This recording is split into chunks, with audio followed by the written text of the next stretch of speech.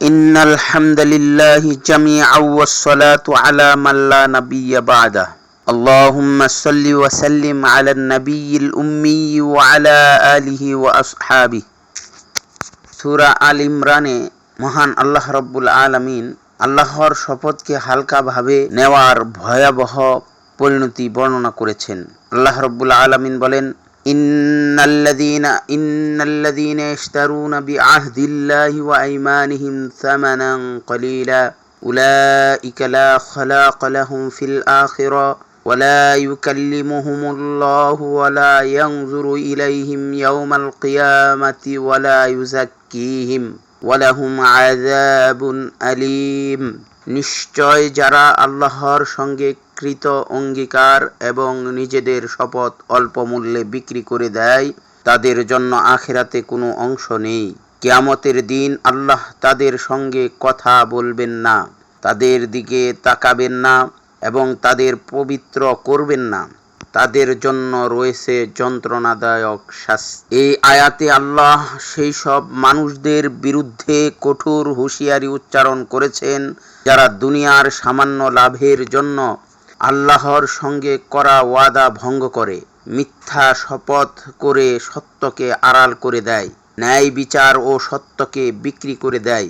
যেমন কেউ অন্যের জমি আত্মসাৎ করতে মিথ্যা কসম করে, কেউ বিচারকের সামনে আল্লাহর নামে শপথ করে অন্যের অধিকার হরণ করে, কেউ ধর্মীয় দায়িত্ব বা বাণীকে লোভ বা প্রভাবের বিনিময়ে বিকৃতভাবে তুলে ধরে। ইবনে কাসির রাহমাতুল্লাহি আলাইহি বলেন, এই আয়াত মুনাফিকদের এবং সেই সব ইহুদি আলেমদের সম্পর্কেও প্রযোজ্য যারা দুনিয়ার লোভে সত্য গোপন করে এবং আল্লাহর কিতাবের ভুল ব্যাখ্যা দেয়। কিয়ামতের দিন তাদের পরিণতি। এই আয়াতে 5টি মারাত্মক শাস্তি বর্ণনা করা হয়েছে। 1. লা খালাকা লাহুম ফিল আখিরাহ, আখিরাতে তাদের কোনো ভাগ থাকবে না। 2. ওয়ালা ইউকাল্লিমুহুমুল্লাহ, আল্লাহ তাদের সাথে দয়া বা সন্তুষ্টির ভাষায় কথা বলবেন না। 3. ওয়ালা ইয়ানজুরু ইলাইহিম, আল্লাহ রহমতের দৃষ্টিতে তাদের দিকে তাকাবেন না। 4. ওয়ালা ইউযাক্কিহিম, আল্লাহ তাদের গুনাহ মাফ করবেন না বা তাদের পবিত্র করবেন না। 5. ওয়ালাহুম আযাবুন আলীম, তাদের জন্য রয়েছে যন্ত্রণাদায়ক শাস্তি। বাস্তব জীবনের প্রাসঙ্গিকতা।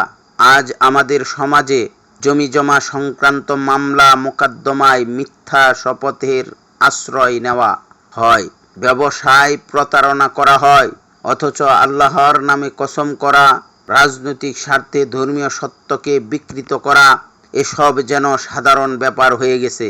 অথচ এই সবই আল্লাহর ওয়াদা ও শপথকে অল্প মূল্যে বিক্রি করার পর্যায়ে পড়ে যায়। আয়াতে স্পষ্টভাবে জানিয়ে দেওয়া হয়েছে তাদের জন্য আখিরাতে কোনো নাজাত নেই। শিক্ষণীয় বিষয় হলো, 1. আল্লাহর নামে করা শপথ বা ওয়াদা হালকাভাবে নেওয়া যাবে না। 2.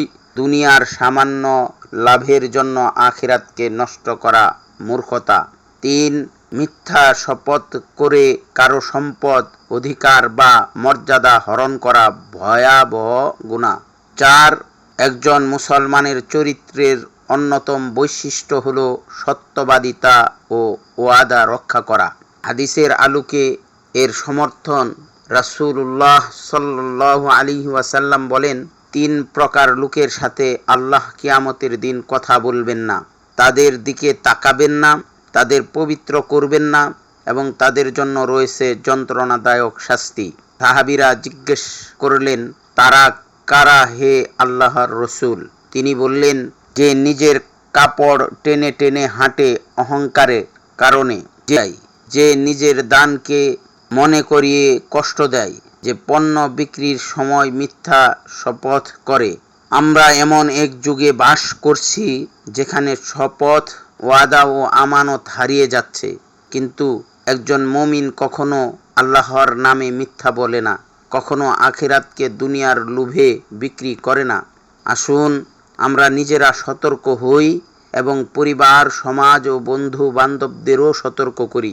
আল্লাহ আমাদের শপথ ও ওয়াদার হক আদায়কারী হিসেবে কবুল করুন। ইসলামী শিক্ষামূলক উদ্দেশ্যে শেয়ার করুন। মিথ্যা শপথ ও ওয়াদা ভঙ্গের ভয়াবহতা যেন আমাদের হৃদয়কে নরম করে এবং সত্য ও সততার পথে চলার তৌফিক দান করে।